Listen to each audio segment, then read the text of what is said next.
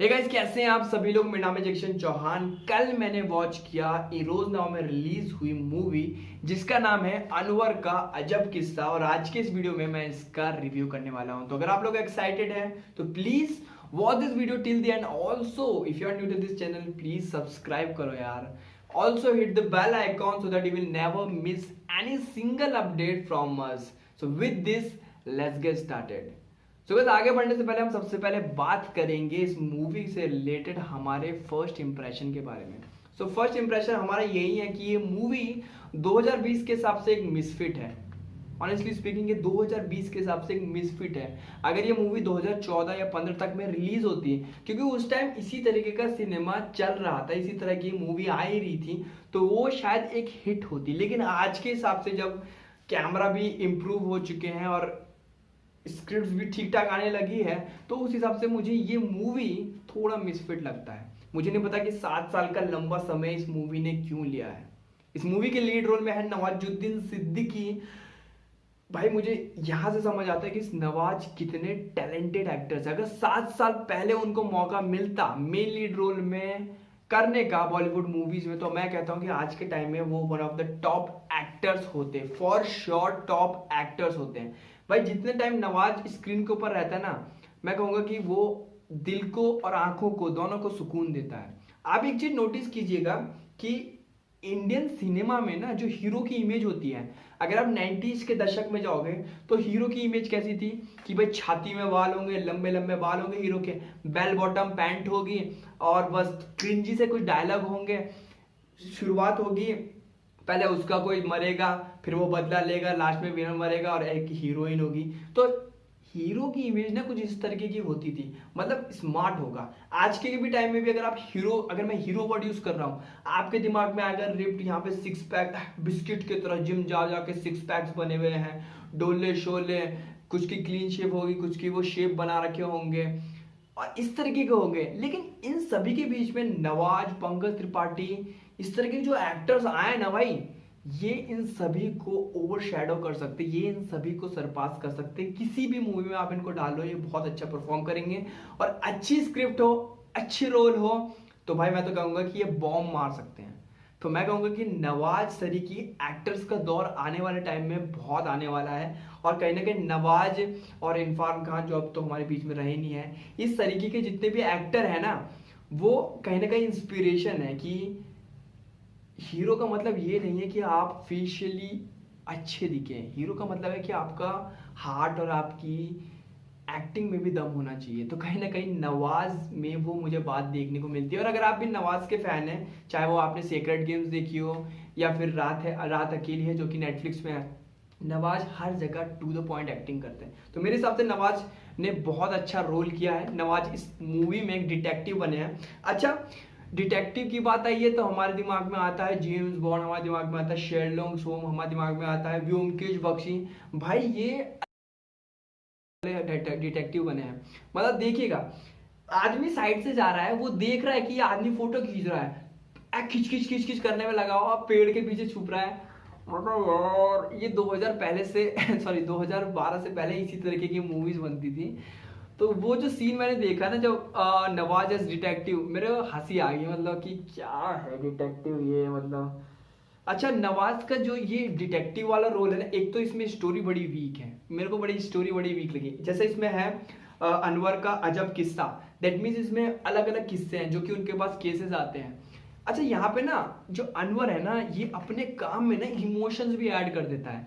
सबसे पहले जो उसके पास केस आता है, वो एक चीटिंग का केस आता है। वो लड़के को समझाता है कि धोखा तो नहीं देगा इसे, सेक्स किया इसके साथ, घर वालों को पता है, शादी करेगा। तो कहीं ना कहीं वो मॉरल पुलिसिंग, वो जो कंसर्न वाली बात रहती है ना, वो उसका एक बड़ा मेरे को बड़ा प्यारा लगा। बाकी उसके जो बॉस होते हैं वो कहते हैं कि हमारा काम सिर्फ जासूसी करना है, हमारा काम इमोशंस को शो करना नहीं है। लेकिन इस जासूस की अच्छी बात यही है कि इसके अंदर इमोशंस है।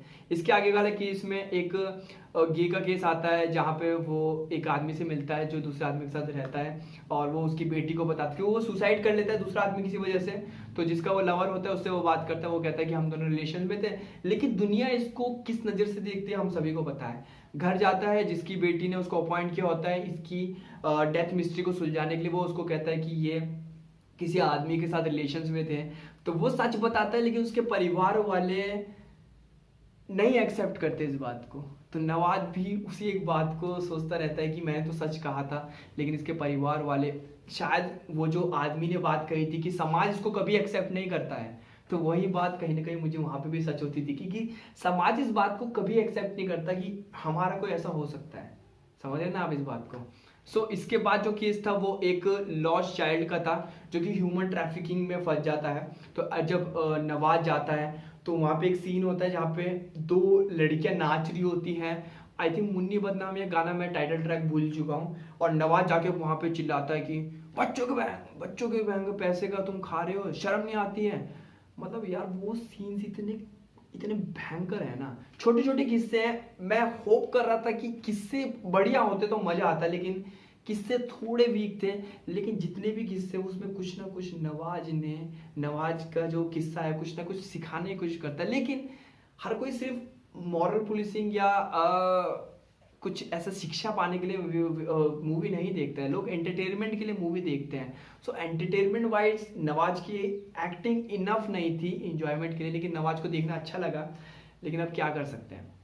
ऑल्सो इस मूवी में नवाज एक मुझे अलग ही साइड देखने को मिला है कि नवाज के पास कोई बात करने के लिए नहीं होता, तो नवाज के पास एक कुत्ता होता है जिससे वो बात करते हैं। अच्छा, यहाँ पे मुझे इस्लाम का भी थोड़ा सा एक साइड देखने को मिला कि इस्लाम में शराब वगैरह नहीं पी जाती है।